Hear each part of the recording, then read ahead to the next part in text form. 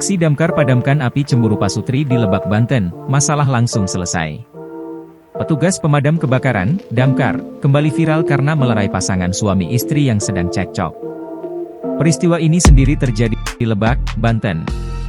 Dikutip dari Kompas.com, anggota Damkar Kabupaten Lebak menerima laporan pada Sabtu, 15 Februari 2025, malam dari seorang perempuan yang mengaku menjadi korban kekerasan dalam rumah tangga, KDRT, oleh suaminya. Korban mengaku dipukul di lokasi ia berjualan, tepatnya di gedung DPRD Lebak.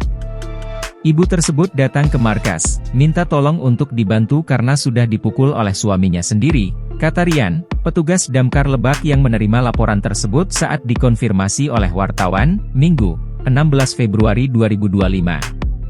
Petugas damkar yang sedang piket lalu menyanggupi permintaan wanita itu. Suami dari wanita itu lalu didatangkan ke markas damkar. Dari keterangan sang suami, cekcok berujung KDRT itu dipicu api cemburu. Sang suami cemburu kepada korban. Suaminya yang dilaporkan memukul istrinya tersebut ternyata cemburu oleh istrinya yang dekat dengan lelaki lain sehingga terjadi keributan, jelas Rian. Keduanya lalu dimediasi oleh petugas damkar dan dinasihati agar tak mengulangi perbuatannya.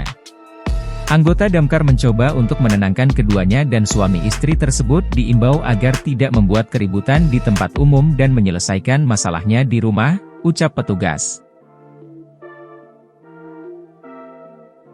Download Tribun X sekarang, menghadirkan lokal menjadi Indonesia.